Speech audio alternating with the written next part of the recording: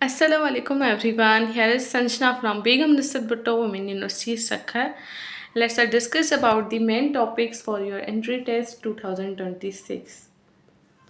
Basically आपकी जो test का पैटर्न होता है वो इस तरह से होता है कि आपको मतलब कि हर सब्जेक्ट को 20 एमसीक्यूज़ में डिवाइड किया जाता है। ठीक है, तो इंग्लिश के 20 एमसीक्यूज़ आते हैं, जीके के 20 होते हैं, केमिस्ट्री के 20 होते हैं एंड फिज़िक्स के भी 20 एमसीक्यूज़ आता है एंड बायोलॉजी एंड मैथमेटिक्स जैसे मतलब जो प्री मेडिकल वाले हैं, ठीक है, वो बायोलॉजी वाला सेक्शन कवर करते हैं एंड जो प्री इंजीनियरिंग वाले हैं वो मैथमेटिक्स को कवर करते हैं। ठीक है, अच्छा, आप लोगों का मस्ट भी यही क्वेश्चन होता है ना कि जैसे बीएस डीपीटी में अप्लाई कर रहे हैं या जेनेटिक्स में अप्लाई कर रहे हैं, तो बीएस जेनेटिक्स एंड डीपीटी में मस्ट भी आप लोग बायोलॉजी वाला पोर्शन कर सकते हैं, करते हैं बाकायदा। ये आपका मेन होता है पोर्शन। अगर ये नहीं करेंगे तो आप टेस्ट में फेल हो सकते हैं। ठीक है, तो आपको क्या करना है कि बायोलॉजी का पोर्शन सबसे पहले करना है। ठीक है, 20 एमसीक्यूज़ आपके मस्ट भी सही होने चाहिए, तब जाके आपकी सिलेक्शन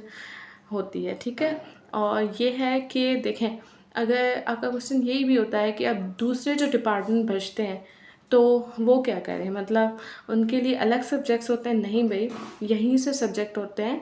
आप लोगों ने जो भी सीएस में अप्लाई कर रहा है, जैसे बीएस एआई में अप्लाई कर रहा है, बाकी सब्जेक्ट्स हैं जैसे बीबीए है, तो उनमें से ये सारे 4 वाले करने ही होते हैं, जैसे इंग्लिश, जीके, केमिस्ट्री, फिज़िक्स, लेकिन मैथमेटिक्स को अप्लाई करना होता है। ठीक है, तो इस तरह से आपका टेस्ट पैटर्न है।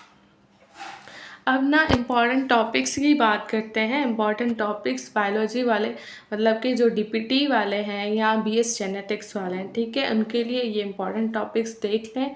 ये हैं सेल स्ट्रक्चर, ऑर्गेनेल्स, बायोमोलिक्यूल्स में कार्बोहाइड्रेट, प्रोटीन, लिपिड्स एंड मैंने स्पेशली वीडियोस अपलोड कर दिए हैं इस पर।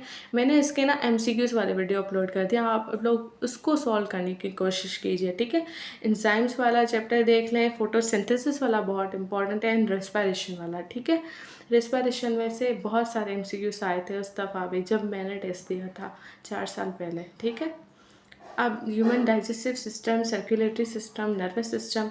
अच्छा, जेनेटिक्स, बीएस जेनेटिक्स वाले जेनेटिक्स को ना ज़रूर देख लीजिएगा। ठीक है, अब डीएनए एंड आरएनए ओवरऑल आप लोग देख लीजिएगा, इनमें से भी आते हैं। एवोल्यूशन, इकोलॉजी, इनमें से कम आते हैं लेकिन 1-2 आ सकते हैं। अच्छा, और किंगडम क्लासिफिकेशन है ना, आप लोगों ने उसको भी देखना है। अब केमिस्ट्री की बात करते हैं। केमिस्ट्री तो सबको सॉल्व करनी है। ठीक है, अब ये लोग कुछ सोच रहे होंगे कि मैं बीएस केमिस्ट्री में आ रही हूँ, अप्लाई कर रही हूँ, तो उसमें केमिस्ट्री वाला पोर्शन बिल्कुल इम्पॉर्टेंट होता है।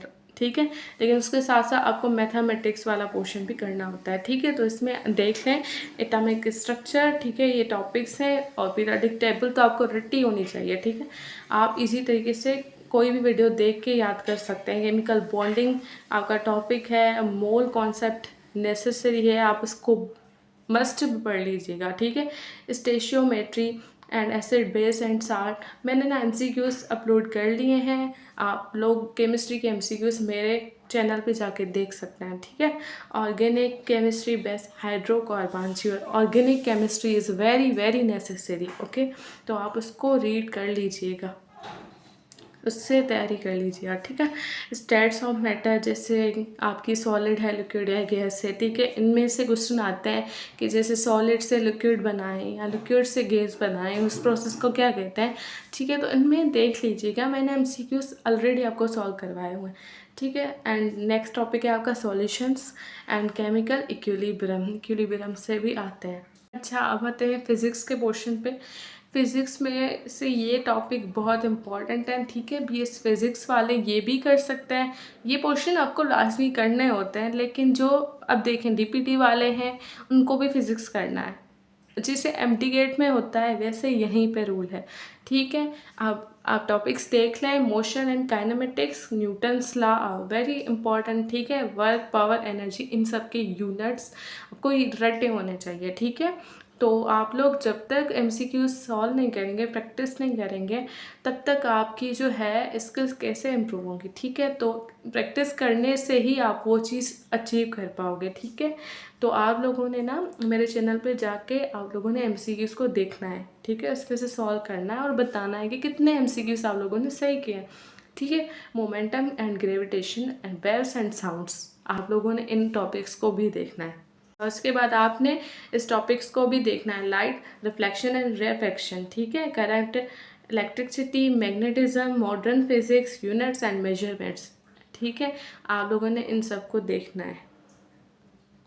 अच्छा, इंग्लिश पोर्शन में अगर हम बात करें, अब देखें बीएस इंग्लिश वालों के लिए इंग्लिश बहुत इंपॉर्टेंट होती है, लेकिन जो भी आपका मतलब सब्जेक्ट होगा ना उसमें इंग्लिश इंपॉर्टेंट है। तो आपको वैसे तो आपको वो समझाएंगे, लेकिन अभी के लिए समझा देती हूँ कि डिफरेंस बस यही है कि मैथमेटिक्स एंड बायोलॉजी का डिफरेंस होता है, बाकी सब सेम ही देते हैं, ठीक है। Synonyms and antonyms are very important and sentence correction and error detection, ये सब चीज़ें आप देख लें। प्रीपोजिशंस भी आती हैं and tenses are very important. अच्छा, उसके बाद देख लें आप एक्टिव एंड पैसिव वॉइस को भी देख लें, they are very important according to the MCQs point of view, ठीक है। आप लोग काइंडली इसको देख लीजिएगा और डायरेक्ट एंड इनडायरेक्ट स्पीच भी देख लीजिएगा, जिसे हम नरेशन कहते हैं, कॉम्प्रीहेंशन, पैसेज वगैरह, इडियम्स एंड फ्रेज सब देख लीजिएगा, ठीक है। इम्पॉर्टेंट है, सब चीज़ इम्पॉर्टेंट है, क्योंकि 20 एमसीक्यूज़ है, आपका कहाँ से भी एमसीक्यूज़ आ सकता है और आपको गलत नहीं करके आना, आपको ना उसको ध्यान से पढ़ना है और कोशिश कीजिएगा जो आपको आ रहा है अभी वही करते जाएं, उसके बाद ही आप थिंक करें, ठीक है। अब मैथमेटिक पोर्शन पे आते हैं, तो इनमें से आप देख लें कि percentages are important, ratio, proportion, algebra, basics, linear equation, sets और probability, average, simplification, numbers and series.